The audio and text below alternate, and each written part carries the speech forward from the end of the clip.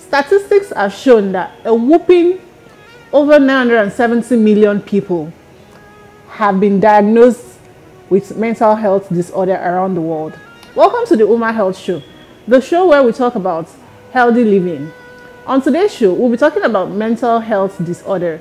Now, this is a really interesting topic, and I'm sure our viewers at home agree with me on this. But before we go deep into the show, my name is Kafilat Gober, as always, and you're welcome to the show once again. Don't go anywhere. We'll be right back.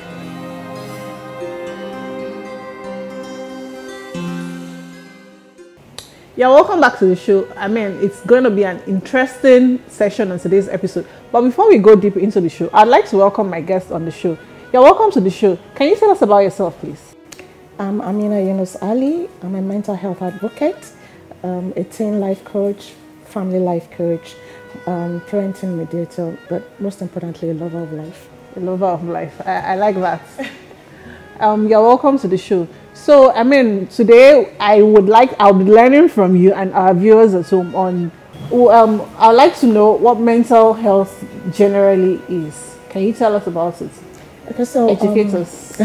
So, first of all, mental health in itself talks about your well-being in terms of your emotion, your psychological well-being, as well as your social well-being. So, mental health disorders is basically any of disturbance that are, whether in behavior, attitude, or even thoughts processes that affect your emotional, psychological, and social well-being. Now, I said earlier, a whopping 970 million people. I'm sure the number has even grown from the last survey. Yes. Have been diagnosed with mental health around the world. What's your take on this? Well, we can be sure that that number is going to highly increase by the end of this pandemic.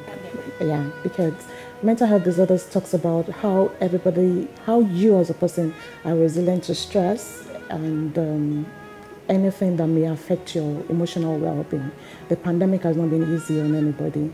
And the 970 million that we have is just a figure for the world. From 2017, actually. Yeah, and you know, what you can tell from that is Africa as a continent and Nigeria as a country, we don't have a good enough statistics to show how many people are actually affected with mental health disorders.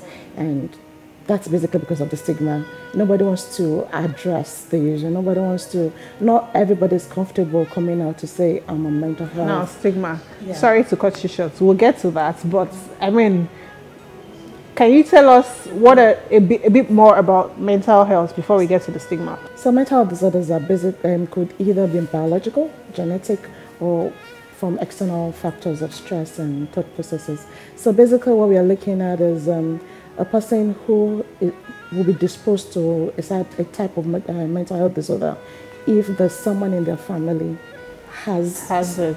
So what are the underlying symptoms that you as a life coach and a psychiatrist can tell, or other people outside can really see, looking at someone and say, oh, this person is quite... Well, the thing about mental health disorders is you need to have an accurate assessment for you to be diagnosed with the type of mental health disorder, because ranging from schizophrenia to depression, anxiety, bipolar disorders, and even learning difficulties like dyslexia, dysgraphia, and autism, you know, all those things need to be properly assessed, tested, diagnosed, and then fully confirmed before you can say, okay, this is the type of mental health disorder. So, for instance, for depression, you can't come, you know, after feeling 2 days of sadness, after losing someone. It is expected that you would grieve. It is expected that you'll be sad.